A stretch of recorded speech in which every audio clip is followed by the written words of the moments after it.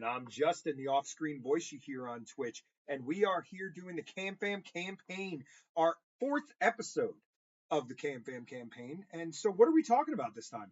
We are talking about in the fantasy realm of good versus evil. So alignment. Alignment. So what's your fantasy alignment? And we're going to go through a few and where those lie in our understanding of good versus evil and how it pertains to the character development. In pop culture, fantasy, video games, books, movies, you name it. That is where we are. We were just talking about this, that to us, the fantasy realm, the theater of the mind, it's all one big universe. Exactly. It's the avatar you play, you present. Like, I play a paladin who is basically all about the light. He plays a warrior who is just martial war. Chaos. Yeah. Exactly. So when I'm on my paladin, I am going to try to be of the good mindset, of the light mindset. But is light really good? That is where the question really comes in. Is light good? And I think this is a question you and I have had to. Maybe it's just our age, our time exposed to this content, that we have now started questioning in game, not from a real, true moral perspective, but our existence within that fantasy world. Are we often the good guys? Exactly. That's the main question. How many of us have played a game, read a book where you identify with the protagonist, watched a movie where you realize you're rooting for the wrong person? Whatever it is, are we the good guys, even in the world of Warcraft, even in when we're playing Once Human, or when you present yourself in a game of D&D? Are you the good guy or are you the bad guy? And are those good or evil? Or do you align more chaotic versus lawful? Exactly. That's where we're falling. So what examples? So let's go into Camiel, your paladin of the light. Yep. So you use that light strictly for doing good things, right? No. See, that's where the question comes in, because and it's not just about the quests or anything, or the type of foes I come up against.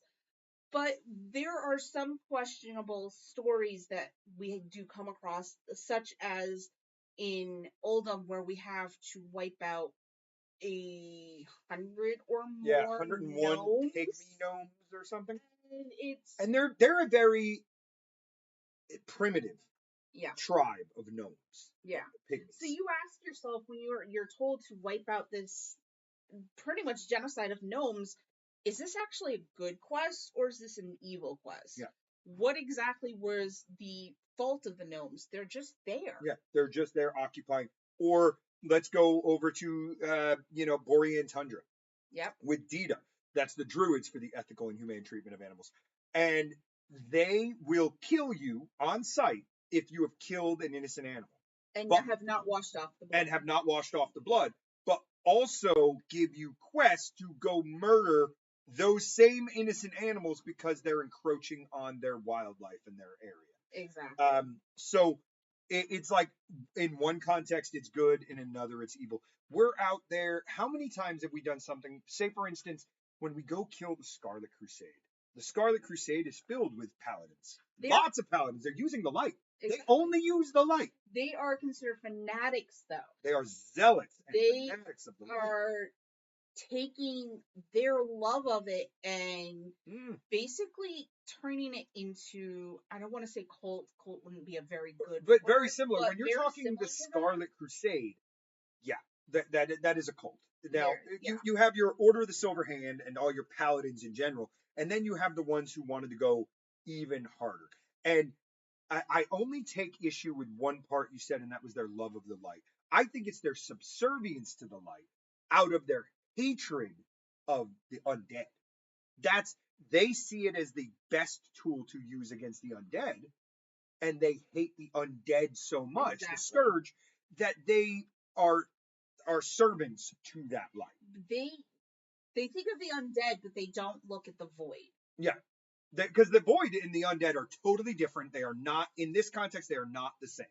So that came into question within a recent stream of ours, the idea of light versus void. Mm-hmm. There's not a big balance unless you are a certain class. You have to be a priest. You have to be a priest in order to have that. Because even paladins who are very devout into the light, they do not venture into the shadow. I don't even believe any of their hero archetypes have a shadow aspect. Nope. Whereas the priests, you have both a full spec and you have the sub-hero talents, which go even deeper into the void, where you get all tentacly and Cthulian, and it goes into that aspect, and really a lot more since the introduction of Xalatath. But there's always been shadow priests. We played with shadow priests way back in Classic. Exactly. They've always been there. But they use shadow/void. Shadow/void is not the same as undeath. It is not the same as fel. And nor is it the same as necromancy. And a lot of people really try to combine those. Whereas you could argue that if a shadow priest brings you back from the dead, that is necromancy. But they are probably still using the force of the light simultaneously. Exactly. Because they don't have a separate res spell. No. Priests do not have a void res. They res you with holy resurrection. The only one that would be considered to have a void res would be the warlock. Or Death Knight. Well, that is true. Well, kind of. You're right, because there's his void, whereas the Death Knight is more of a rejection of undeath.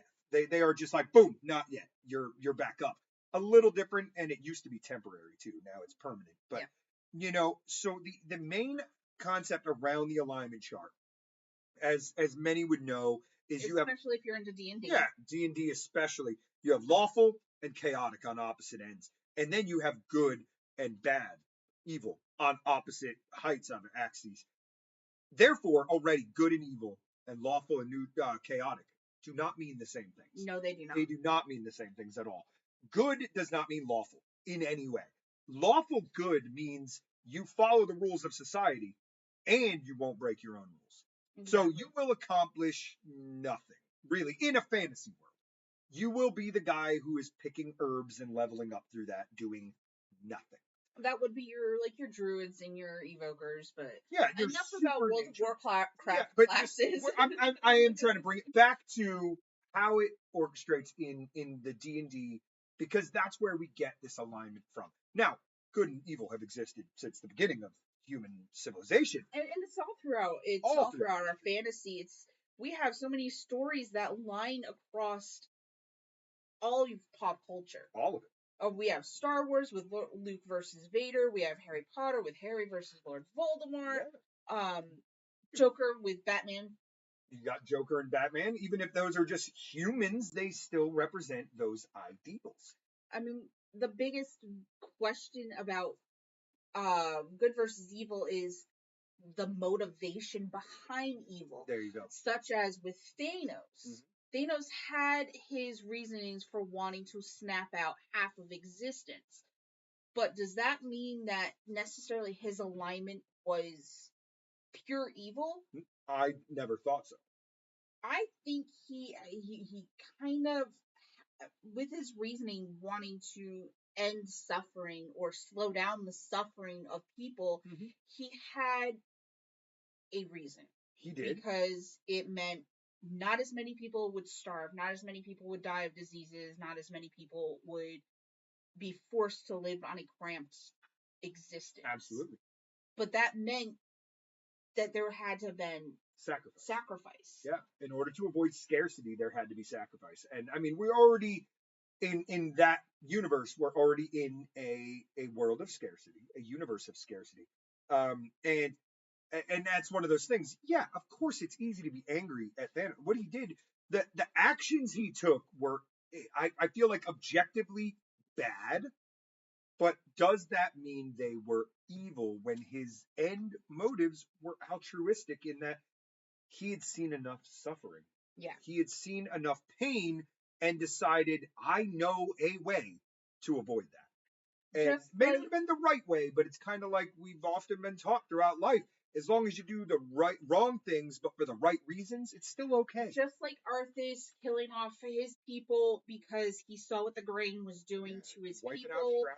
Out with the culling of Stratholme. Mm-hmm. You have Vader wiping out the younglings, young Jedi as Anakin. You have all these turning points within all these villains and you ask yourself, were they justified? Were they doing it out of selfishness?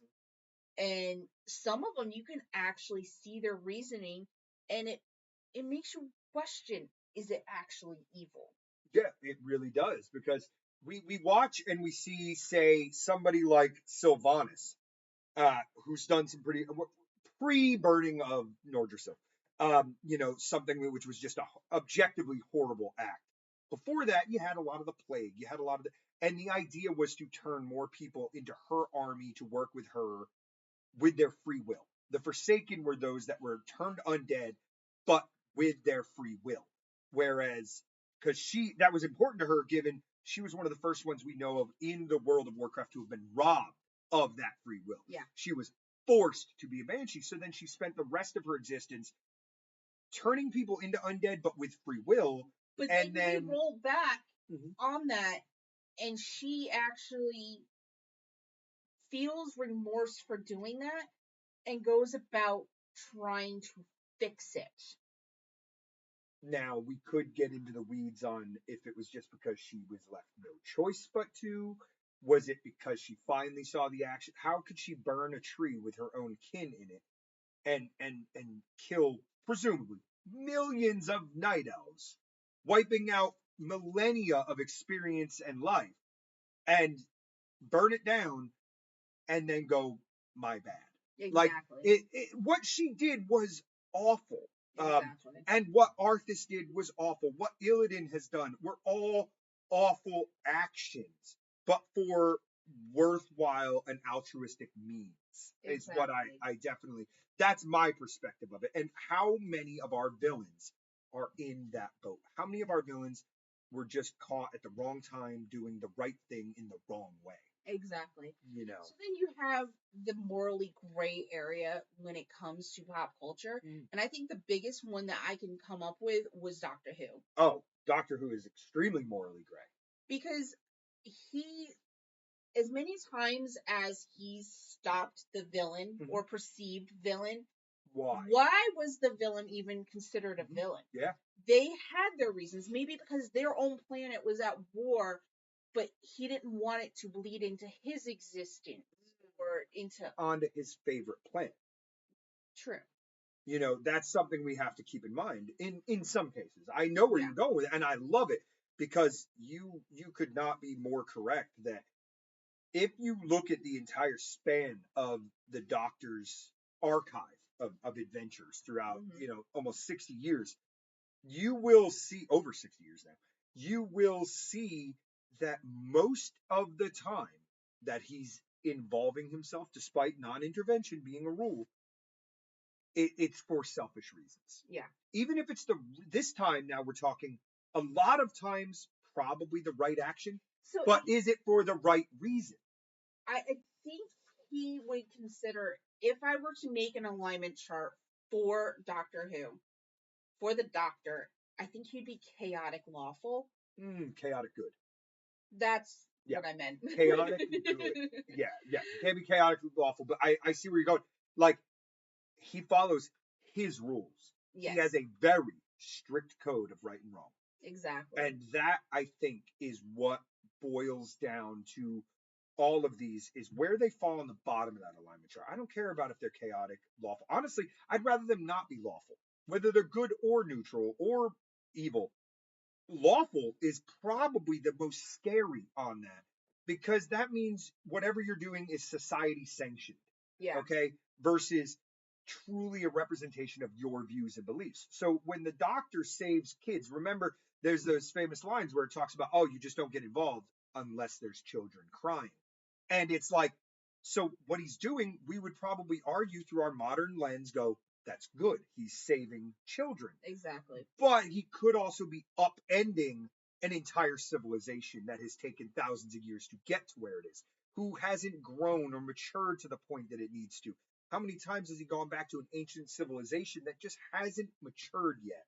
He's pretty much enacting, no matter what he does, enacting the butterfly effect. He is, no matter what, and then argues against it, and finally realizes in his own mind that he gets to decide when he interferes. As he is the last of the Time Lords, he makes the rules. So he will interfere when he wants to interfere, when he deems it necessary, which was a very, very scary moment to watch the Doctor come to that epiphany. Yeah, and that, spoilers, was in more recent episodes. And it was just, now, I would have said at that moment, that's that evil term. That's that, what does that mean in the future? Like, yeah, right now he's choosing those choices for what we view as good.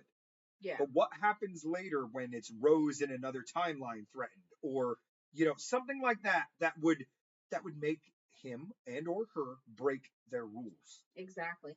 I mean, and they had that great episode within the first season of them renewing it with Christopher Eccleston and asking us to put into belief that Rose went back and saved her father. Yeah. Creating a paradox. Creating a paradox effect. And does that paradox effect, can it bleed in and change other people's good versus evil aspects, their alignments? What he was supposed to die in that moment, and setting Rose on the course of life that she was supposed to be on. To meet him. To be raised by Jackie, her mother, alone in London. Well, exactly. In outskirts. Yeah, that's it. She led a very specific life to get to that moment. Exactly. Now, if she had actually saved him, that would have wiped out not only her pre-existence with the Doctor, it would have, or her destiny. She would have never met the Doctor. It would have done. Hence, a paradox. Exactly. And once again, that's another one. We probably want to take a really big, deep dive one day into the idea of paradoxes. Now, that one's going to be a special one because we're going to have to do a lot of research, because I am fascinated by paradoxes and time cataclysms and kind of unwiring them. And we will get into, at a later date, the one unexplainable paradox within Doctor Who that we've witnessed that was never explained. Now, is there a call for or a need for more anti-heroes or heroes in general, different genres? Always a need for heroes. There's always, whether you're talking real world fantasy, literature, movies, I think the world has more room for heroes. Always. And it probably, by extension, has room for anti-heroes. I mean, what is an anti-hero? What is an anti-hero in your mind? I don't want a definition. I want to know, what is your definition of the anti-hero? I mean, when I think of anti-heroes, I think of Loki, who, while he borders on that good and evil sense, because exactly he is, because he does what he wants for his own benefit and his own reasoning, and then he helps. Yeah. Because he helped in the fight against Helya in the movie, the Helya. And then he still stole the Tesseract for his own reasoning. Because he does have his own motivations. Exactly. He's going to see through. Exactly. And if he can do the right thing while doing it, great. If it means doing the wrong thing, I think that's where it comes, as long as it doesn't violate his own personal code. Exactly. Which is looser with some people than with others. For instance, another great anti-hero we brought up, DC Comics Lucifer. Lucifer, oh God. Such an amazing archetype of the anti-hero. When stepping outside of DC for a second, when we think of Lucifer, we think of the actual devil, religious archetype. He's always going to be evil. He's always going to have his own motivations, his own reasoning for doing things. Well, why? Pause there. Why? We said this prior, that he punishes the wicked, whether in the comic or, in theological view. Lucifer, or the devil, punishes the wicked. Yep. Inherently a good thing. Who gets to choose that they're the wicked, though? Well, obviously Lucifer and God in this context. I mean, some universal code.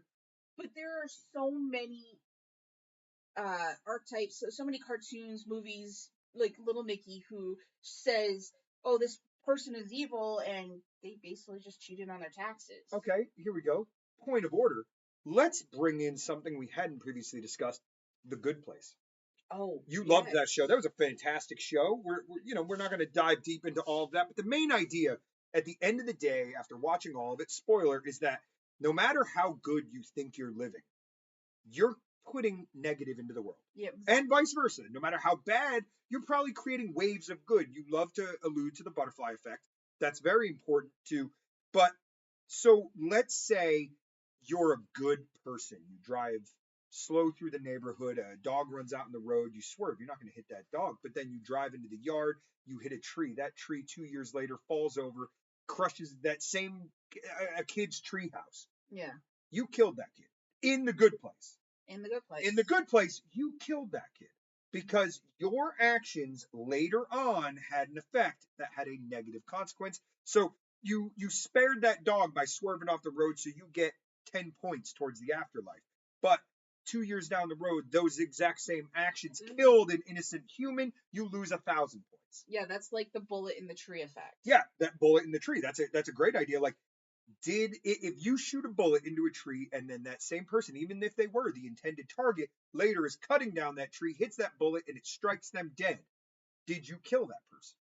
That is a big philosophical question, and that's what we promised to talk about today. Philosophical fantasy. Yeah, the philosophical fantasy of good versus evil. Exactly. But I thought The Good Place is a great example of that, and you were talking about these waves and the ripple effects, and yeah, if your choice inevitably has a further negative consequence, does that make your choice negative? Well, look at how many times Star Trek went to all these different planets, interacted with all these different... Promising not to interfere. Never but interfere. Star Trek had so many times, and I don't want haters to come after me, please, because I love Star Trek. Oh yeah. They had so many times that they went to different planets, different cultures, and yes, they learned their cultures. Yes, they learned the different, aspects. They interfered in some wars. They stepped on toes where they should not have. Yeah. And how many civilizations were undone? Exactly. Unwound. Did not pursue their natural order, because the entire idea of the Prime Directive is every civilization needs to find its own order. It can be urged towards the final goal, but if you go back, if we mastered time travel today and we went back to the Stone Age and showed them all of our technology to show them, hey guys, this is what you have to look forward to. Yeah. We immediately create a paradox where we will never have access to that technology to go back to show them, because you would have either given them information that they would not be able to understand. Yeah. Therefore changing nothing. That's your best case. That's the same question as asking, what we former presidents asked, think of the world today. We're not even going to go there, but we're talking about relativism for one thing. When you're talking about that, we're talking about relativism and the idea of good versus evil, right and wrong throughout time versus across genres. And this idea that, right, if we went back, say, let's say it's a fancy little TARDIS. We went with Doctor Who. We went back to the Stone Age, which Doctor Who has. Yep. Okay. And, they write away all the reasons why it didn't interfere with stuff. But let's say we go back there and we help them in the slightest bit. The butterfly effect? The slightest bit. We help that one guy make the wheel. And we've taken that away from him. He's now not invented the wheel. We showed him the wheel. We've upended all of human history from that. One of my favorite book series that we've touched on briefly before is Outlander. Diana Gabaldon. The main character, Claire, goes back in time through some stones in Scotland, and she inherently lives her life back in time. Mm-hmm. She brings with her all this knowledge, how to make penicillin, how to do certain doctoral procedures. A little bit of irrigation. Oh no, it was their daughter. And then irrigation. Her daughter comes back because she went to engineering school, became an engineer. And then she starts bringing in all these inventions. So, as much as I love the series, I've never looked at how the butterfly effect would have works within that series. In this series, they live in the backwoods of North Carolina at one point right around the American Revolution.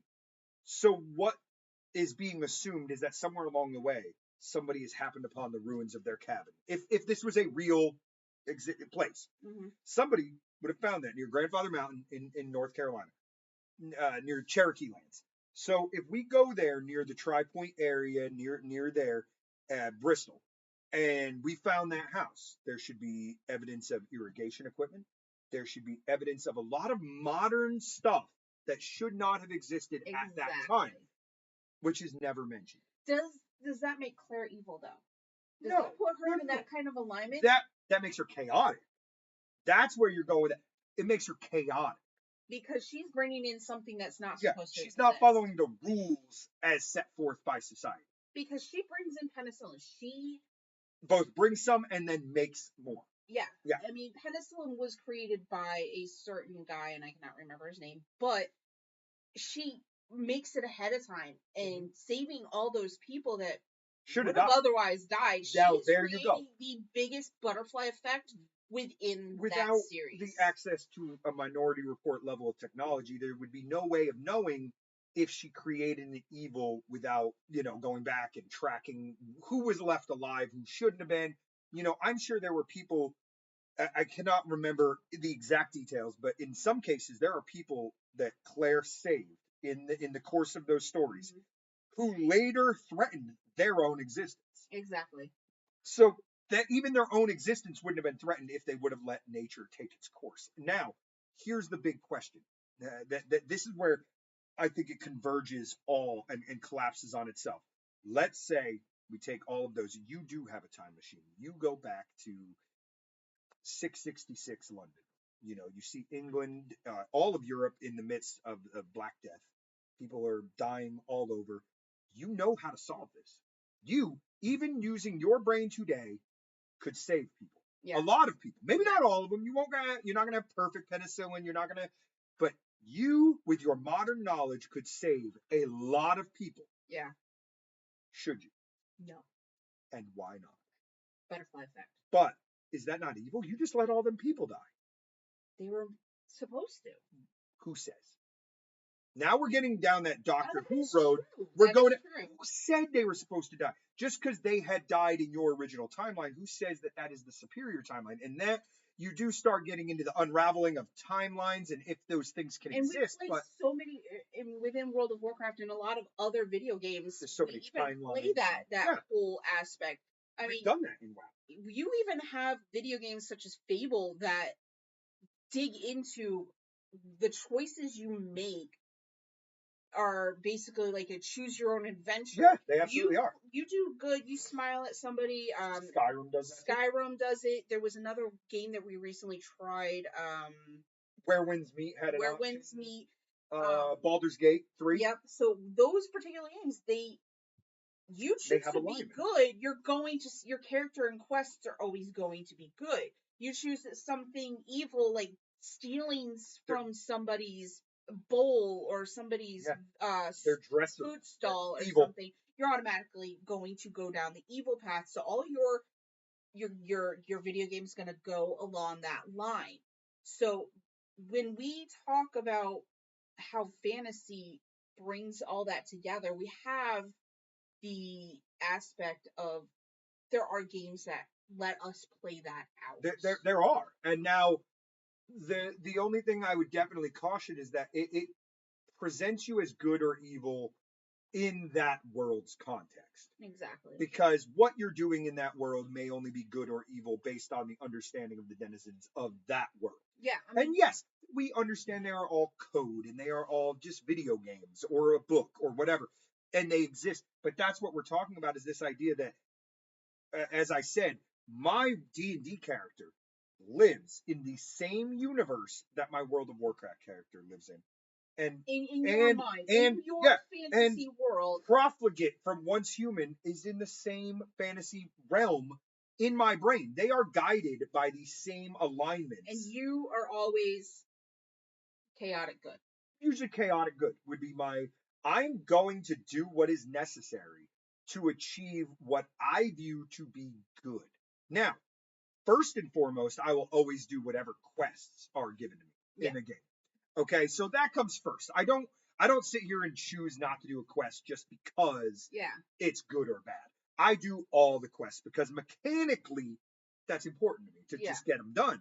But when we sit there and analyze good, evil, and all of that, I am chaotic good right from the very beginning when I started playing. This was right around that time that I met that we discussed in even when I met Gemini, when I met him in Badlands, I still distinctly remember prior to being max level riding in to that area and seeing somebody getting attacked by two of them fire rocks, two of them birds, and they were getting their butt kicked. They were low level, they were just doing their thing, and I just ride up, hop off my mount, help them kill. And this is back in the day where if you hit them, you would get nothing out of it. Yeah. Nowadays, you hit it, you all share tagging. Back then, I was doing nothing but helping this person. Yeah. They of course right away they're like, "Oh, thank you so much." I just bowed and rode away. Never shared a name, never spoke, because that's who I wanted to be in that world. Is somebody I can't be that in real life as much, so I wanted to be that in. You wanted to me, that's be the holding the door for a stranger. I wanted to be the white knight. The white knight. I did. And a lot of people do play that way. Other players, when you come to certain games, they grief.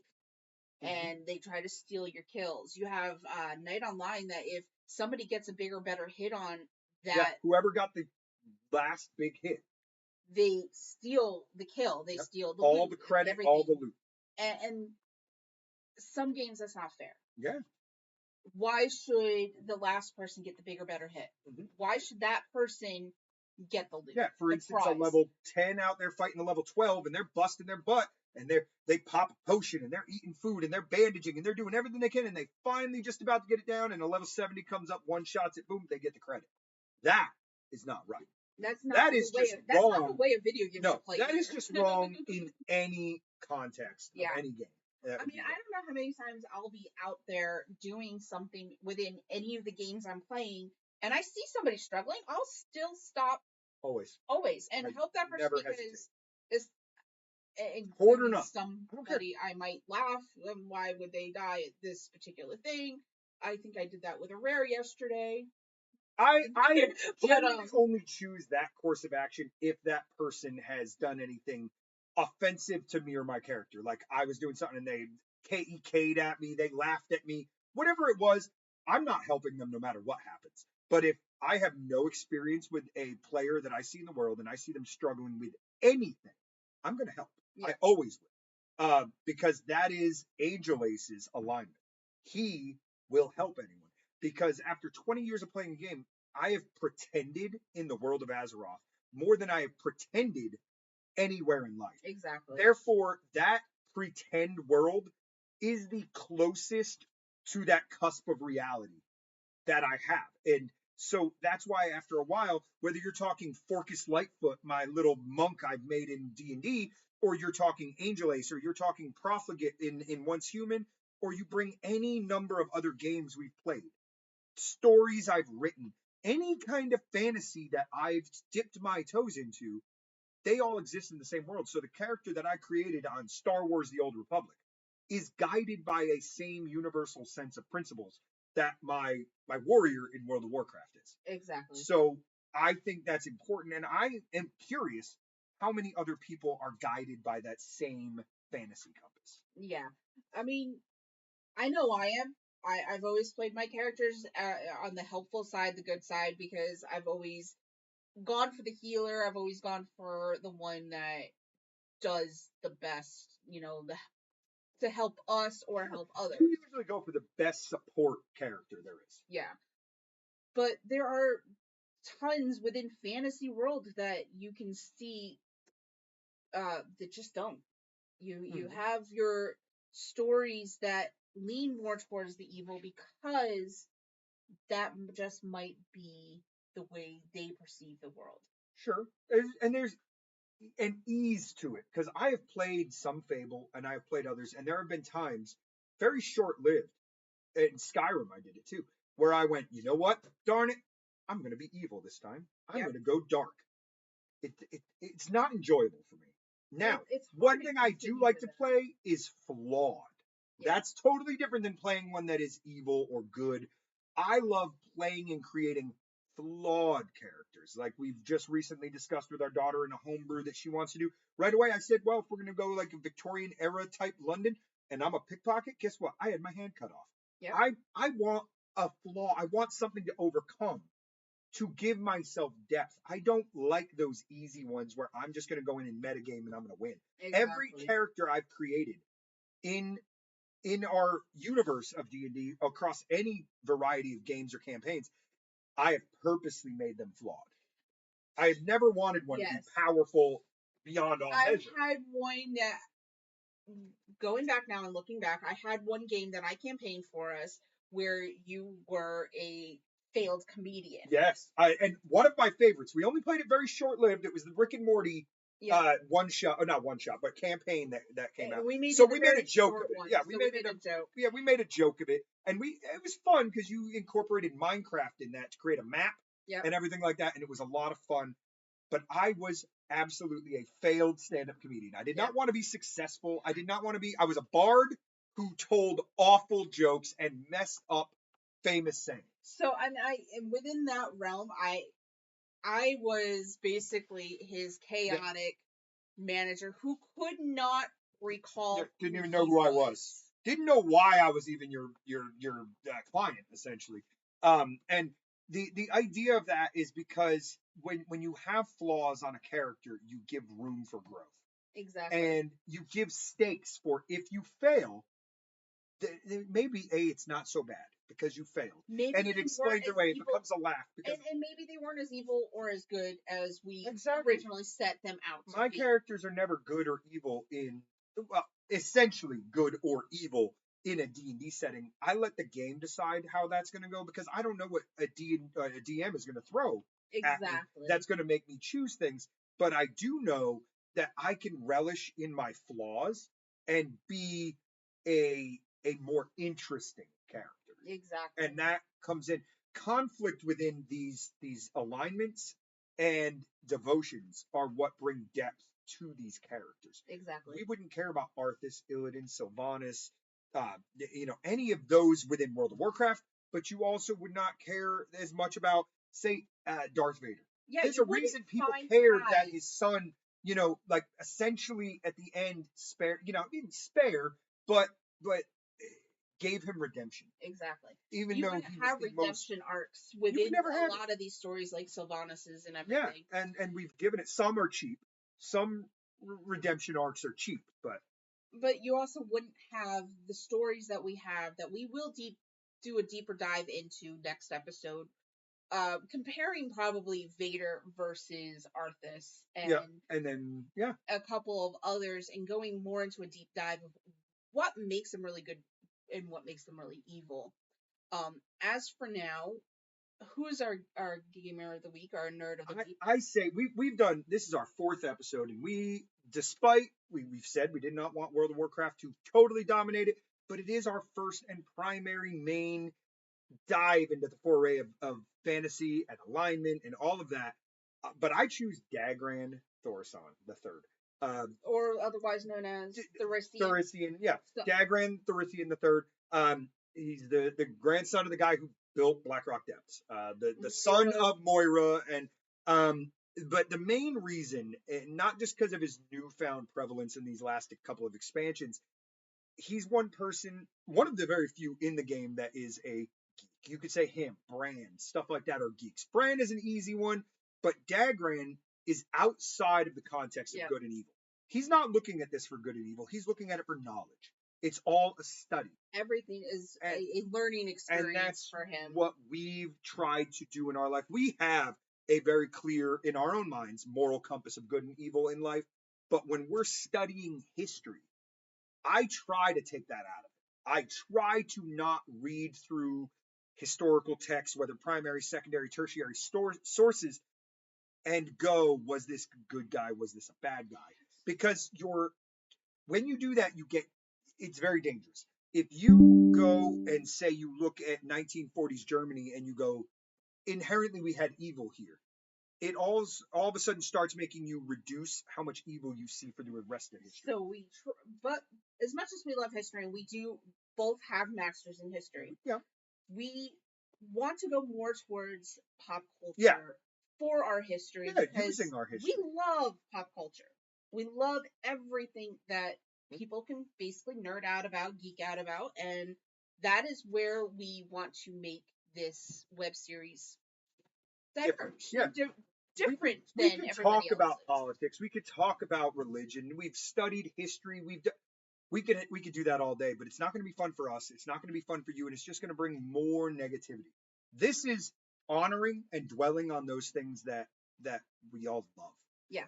In fantasy genre, or the fantasy world of pop culture, I mean, the fantasy world within good versus evil is a topic that we could probably hit on multiple times, many different characters, Yeah, absolutely. many different aspects. There's a few I really want to deep dive into their actions.